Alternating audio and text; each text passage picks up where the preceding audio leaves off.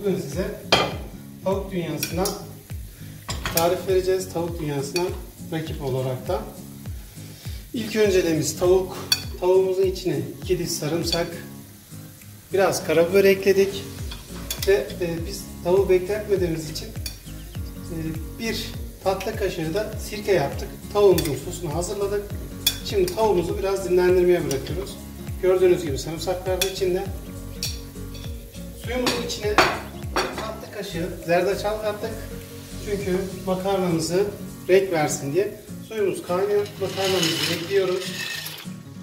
Evet arkadaşlar, makarnamızın sosuna 2 yemek kaşığı zeytinyağının içine fesleğen yaptık. Sosuna makarnamız piştikten sonra bununla soslayacağız.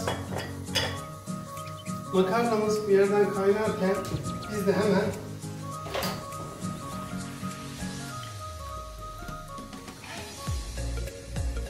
gördüğümüz gibi makarnamıza karıştırıyoruz.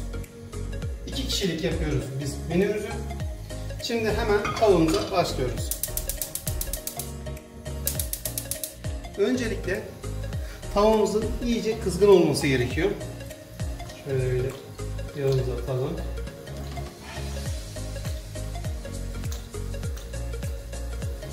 Tavuğumuz iyice kızardıktan sonra tavuklarımızı atacağız. Evet, gördüğünüz gibi sosu koktuğumuzda tavuğun içinde hissedeceğiz. Sirke katıyoruz. Çünkü tavuğumuzu biraz daha marine etmek için normalde 12 saat bekletmek gerekiyor sosta. Sarımsak ve karabiberde.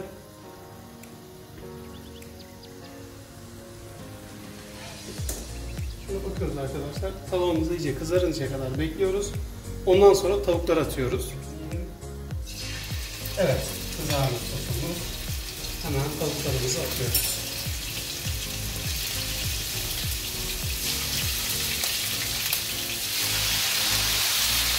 Güzelce bir tarafını ellemeden tek taraflı kızarmasını sağlıyoruz arkadaşlar. Bu kadar da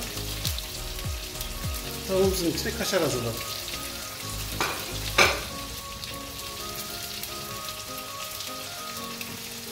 Diğer yana makarnamız pişiyor. Çok güzel şekilde.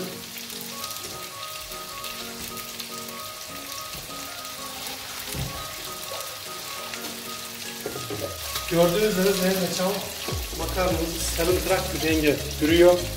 Buradan da tavuğumuzu gördüğünüz gibi kızarıncaya kadar hiç ellemedik. Makarnamız kaynıyor. Salatamızı hazırladık arkadaşlar. İçerisinde havuç, domates, ben biber, salatalık yaptım.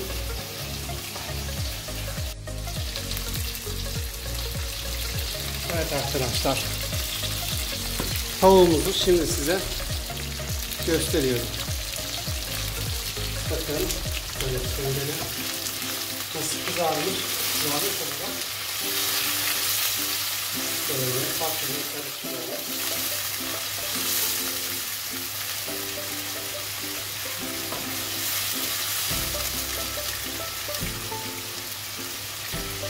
Çevirelim. Evet arkadaşlar, tavuğumuzun içerisine kremamızı katıyoruz.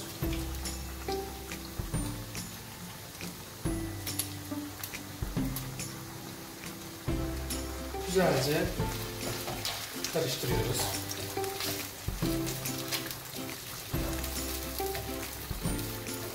Aşağı yukarı paketimizin 3'te 2'sini kullandık kremamızı.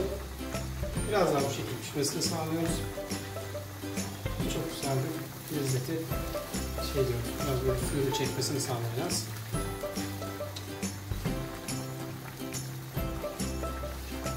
Makarnamız pişti. Hemen süzeceğiz. Süzüp yerden temizlemek gerekiyor. Her zaman temiz, düzenli olmamız gerekiyor. Gördüğünüz üzere tavuğumuz çok güzel şekilde pişti.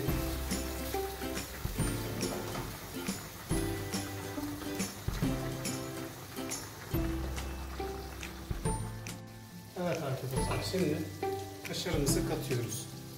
Tavuğumuzun içine biraz da kaşarımızı ekleyelim. Gördüğünüz gibi makarnamız biraz daha sarımtırak. Sosumuzu hazırlamıştık içine. Fesleğenli sosumuzu katıyoruz yağla birlikte. Güzelce karıştırıyoruz.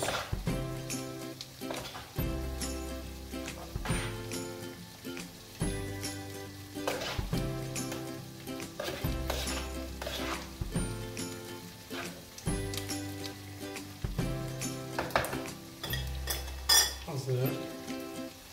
Tavuğumuzu karıştırıyoruz.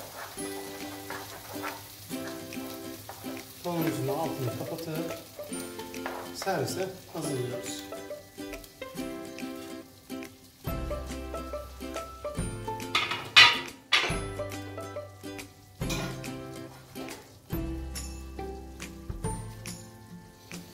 Öncelikle arkadaşlar kamerayı koyalım. Salatamızı böyle tabağımızın köşesine bırakıyoruz.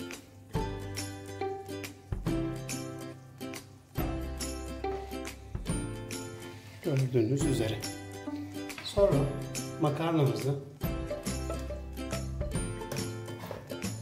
alıyoruz. Fesleğenli, zeytinyağlı makarnamızdan bırakıyoruz. Ve en son kaşara da erittiğimiz tavuğumuzun üstüne bırakıyoruz.